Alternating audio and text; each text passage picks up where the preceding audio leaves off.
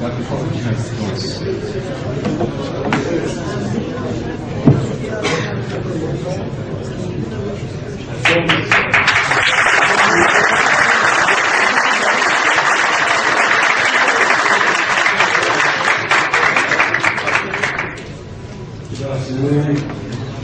pray to the Almighty that my words this afternoon should be true in their content and in their conclusion. Notre message, et je sais que le président l'a compris, s'adresse à vous tous, et c'est la raison de notre présence. Notre message est que le judaïsme et le sionisme sont deux entités diamétralement opposées, deux concepts différents. Le judaïsme existe depuis des milliers d'années, alors que le sionisme existe depuis un siècle. Si le judaïsme et le sionisme étaient identiques, nous aurions entendu parler du sionisme depuis plus longtemps qu'il y a un siècle. Pourquoi le judaïsme et le sionisme sont-ils deux concepts opposés? Le judaïsme renvoie une façon de vivre depuis des milliers d'années, avec une éthique, une morale et un esprit de justice. Le sionisme est une idée nationaliste qui existe depuis 100 ans. Il est contraire aux croyances juives. Je ne vais pas trop insister sur ce point parce que c'est un message qui s'adresse aux juifs eux-mêmes. Selon nos croyances et nos enseignements, les juifs doivent être en dispersion dans le monde et se comporter loyalement, quel que soit le pays dans lequel ils résident. Attachons-nous maintenant aux aspects du sionisme par rapport au judaïsme et par rapport aux valeurs religieuses du judaïsme humanitaire. Le sionisme est totalement anti-humanitaire. Et pour rester dans le contexte de la conférence ici à Genève, il est totalement opposé au principe de base de l'antiracisme. Par définition, le sionisme est une idéologie raciste, parce qu'il a pour but de s'approprier des terres en déplaçant la population qui y vivent pour les donner à un groupe en particulier. Quelle belle preuve de racisme!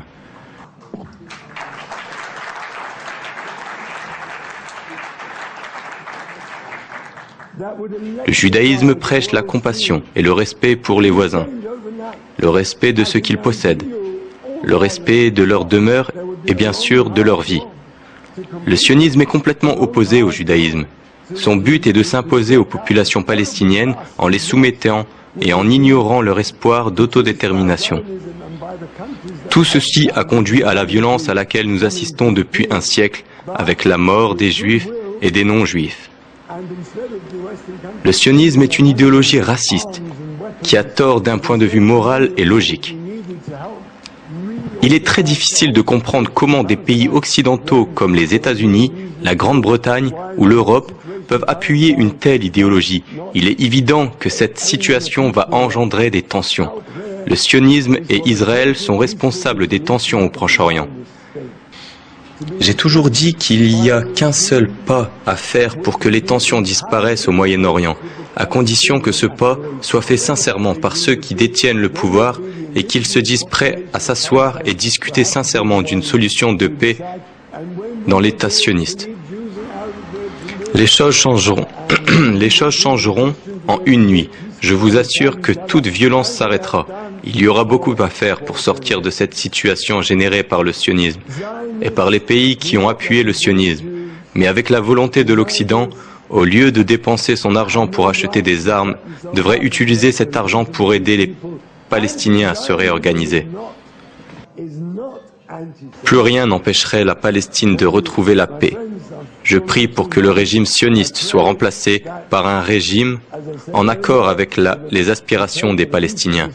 Quelle que soit la forme de ce régime, ce sera aux populations palestiniennes d'en décider. Les Juifs, les Arabes, les chrétiens et les musulmans pourront vivre en paix comme ils l'ont fait pendant des générations. Les sionistes ne représentent pas les Juifs. Ils n'ont pas le droit de représenter les Juifs. L'antisionisme n'est pas l'antisémitisme. Je prie, comme je l'ai dit précédemment, pour que la paix soit la solution de l'État sioniste, pour qu'elle soit rapidement adoptée et révélée au monde, et que le monde puisse vivre ensemble en paix.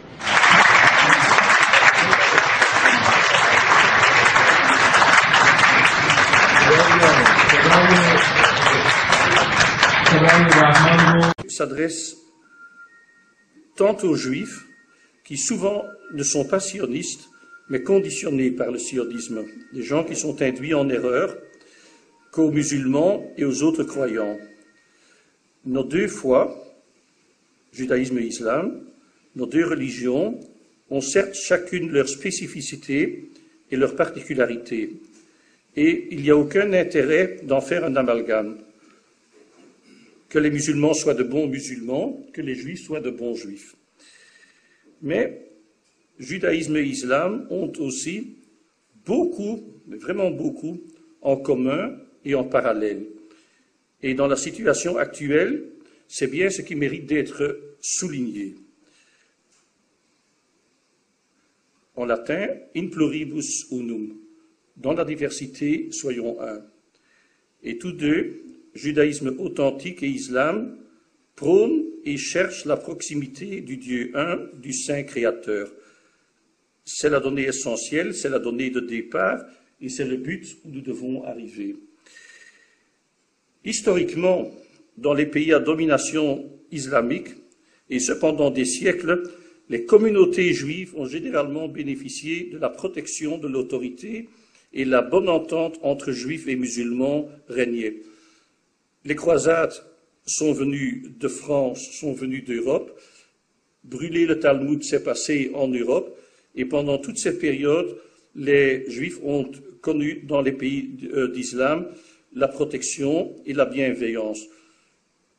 Lors de la Reconquista en Espagne, c'est la Turquie qui a ouvert, qui a même envoyé des bateaux à l'encontre des Juifs pour nous accueillir. En Palestine, sous la domination ottomane, la bonne entente entre nous a toujours réglé.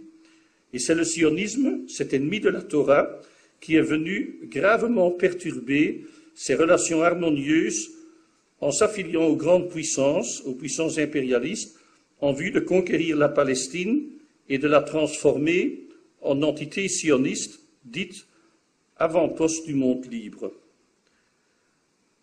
De nos jours, dans la plupart des pays occidentaux, qui sont soit dominés, soit alliés à l'impérialisme américain, se déchaîne la diffamation de l'islam et la discrimination des musulmans. Nous ne pouvons pas nous taire. Cela rappelle dangereusement la judéophobie et la persécution des Juifs entre les deux guerres mondiales. Et rien que ce fait devrait appeler les Juifs non seulement à la vigilance, car après les musulmans, ils pourraient bien être les suivants. On ne sait pas où est-ce que le totalitarisme s'arrête. Ils pourraient bien être les victimes suivantes, que Dieu nous protège. Mais surtout,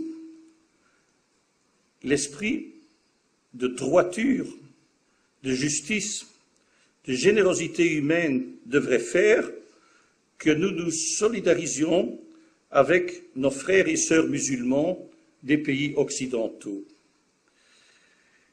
À noter que l'islamophobie n'est pas uniquement un exutoire de l'extrême droite dépositaire du nazisme. Elle provient bien plutôt du fascisme à col blanc, de milieux libéraux qui se disent bien pensants. Je pense à la présidence française, liés au néoconservatisme américain et au lobby sioniste au pluriel. Elle se manifeste aussi par la subtilité, par le sophisme, d'opposer un soi-disant islam occidental éclairé à ce qu'ils appellent l'islam terroriste. Cette hypocrisie est utilisée par les ennemis de toutes les religions, sauf si celles-ci sont un opium pour le peuple au service de l'impérialisme.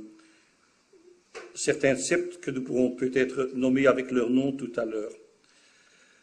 Deuxième complexe, ensuite, il y a bien sûr la cause palestinienne qui devrait unir le judaïsme de la Torah et l'islam.